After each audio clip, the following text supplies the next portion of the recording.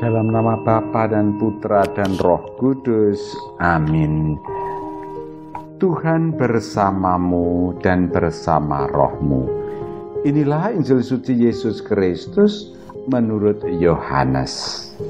Dimuliakanlah Tuhan.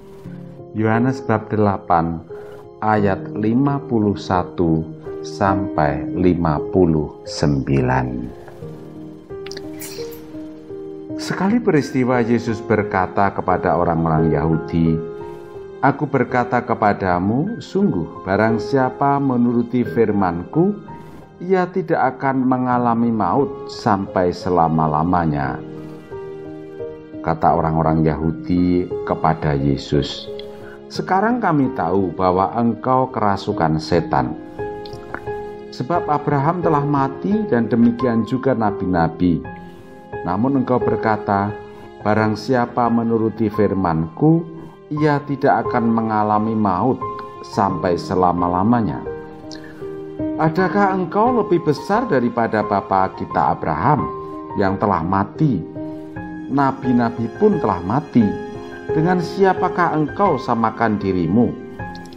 Jawab Yesus, "Jikalau aku memuliakan diriku sendiri, maka kemuliaanku itu sedikit pun tidak ada artinya. Bapakulah yang memuliakan aku. Tentang Dia, kamu berkata, Dia adalah Allah kami, padahal kamu tidak mengenal Dia.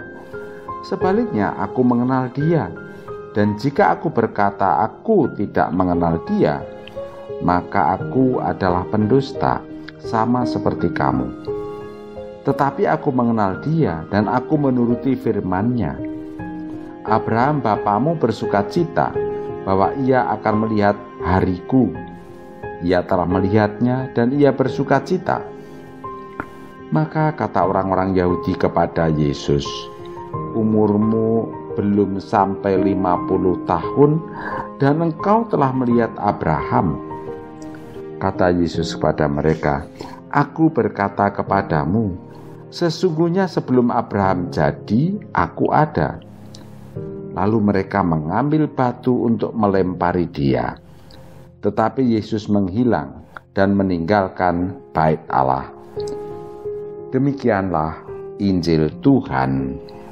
Terpujilah Kristus. Saudari-saudara, umat paroki Santa Maria Fatima Banyumanik yang dikasihi Tuhan dan yang saya gemateni, pada kesempatan ini saya ingin mengajak Anda untuk merenungkan kuasa-kuasa yang ada dalam diri Yesus. Dari mana kuasa itu? Dan kenapa kuasa itu tidak dapat kita ambil, kita minta seturut kehendak kita, tetapi selalu menurut kehendak Allah. Saudari-saudara, pada hari Kamis tanggal 2 April ini kita masih berhadapan dengan virus COVID-19. Sampai sekarang belum ada seorang ahli yang dengan sekali tindakan terus bisa menghabisi atau membebaskan manusia ini dari COVID-19. Bahkan belum ada negara yang sangat sukses untuk menangani ini.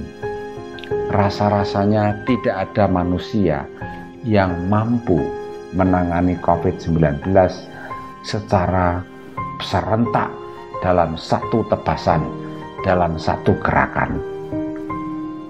Pelan-pelan iya, tetapi dalam suatu gerakan yang tuntas, seperti ketika Yesus melakukan mukjizat-mukjizatnya, itu belum ada. Saudara-saudara, orang-orang sejaman Yesus belum ada orang yang secerdas Dia dan sehebat Dia.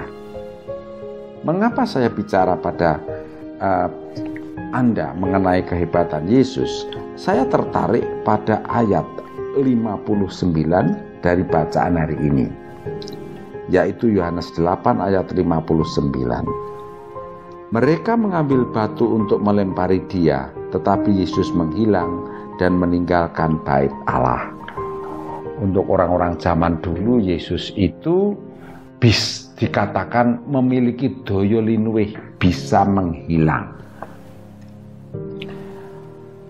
Demikian juga dikatakan dalam Lukas 4 ayat 29-30 dikatakan demikian. Mereka bangun lalu menghalau Yesus keluar kota dan membawa dia ke tebing gunung, tempat kota itu terletak, untuk melemparkan dia dari tebing itu. Tetapi ia berjalan lewat dari tengah-tengah mereka, lalu pergi. Orang sekian banyak kok melihat satu orang saja pergi, tidak tahu itu bagaimana. Ini artinya Yesus itu entah cara menghilang, entah mengubah diri menjadi atom sehingga tidak dilihat oleh mereka, tetapi yang jelas Yesus bisa membebaskan diri. Yesus bisa menangani soal yang bakal menimpa dirinya. Loh, kalau soal menangani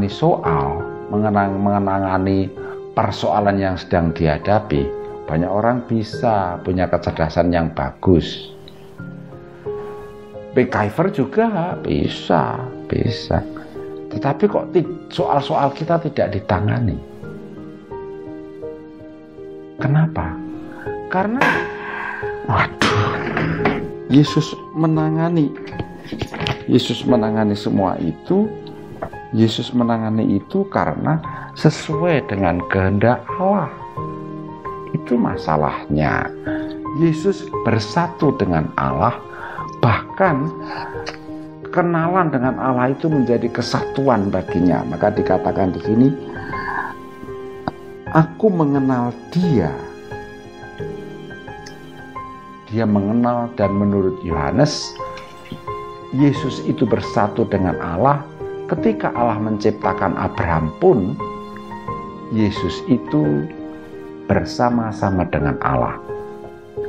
Oleh karena itu, meskipun Yesus memiliki daya linuwih, tetapi yang dipakai patokan untuk melaksanakannya adalah kehendak Allah.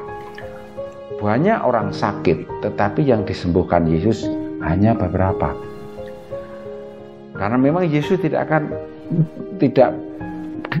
akan menyembuhkan semuanya.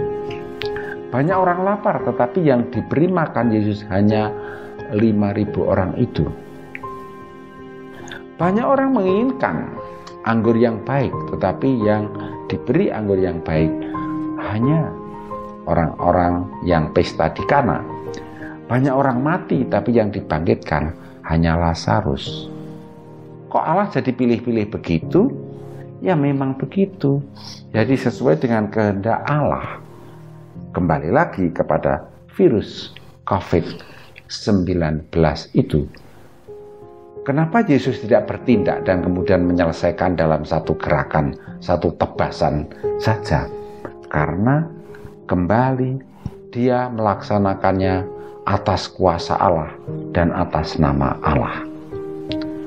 Maka dari itu kembali kepada Allah. Bagaimana penanganan masalah COVID-19 itu sekarang ini kita kembali memohon kepada Allah. Tidak hanya untuk membebaskan dan melindungi dari COVID-19, untuk menunjukkan kehendaknya. Mengapa Tuhan tidak membebaskan atau menebarkan wabah bagi kita semua? Wabah COVID-19 itu.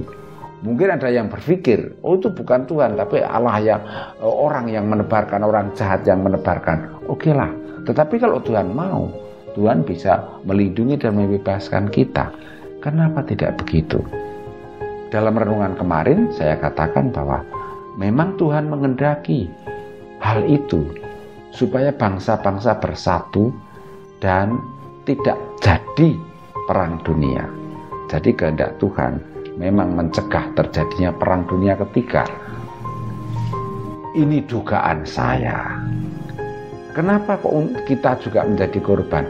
Ya, kalau dulu kita kurang yakin kepada Tuhan, doa-doa kita kurang kuat kepada Tuhan, sekarang kita makin percaya. Ya, hanya Tuhan yang mampu membebaskan dan melindungi kita dari wabah COVID ini. Memang kita berusaha, tetapi biarlah Tuhan juga mengerjakan apa yang menjadi bagian Tuhan. Virus COVID-19 ini semoga menjadi pelajaran bagi kita untuk semakin percaya kepada kuasa Tuhan, dan biarlah kuasa Tuhan itu dijalankan menurut kehendak-Nya. Amin. Kemuliaan kepada Bapa dan Putra dan Roh Kudus, seperti pada permulaan, sekarang, selalu, dan sepanjang segala abad. Santa Maria Fatima, doakanlah kami. Dan semoga kita selalu mengalami berkat Allah yang Maha Kuasa, Bapa, Putra, dan Roh Kudus. Amin.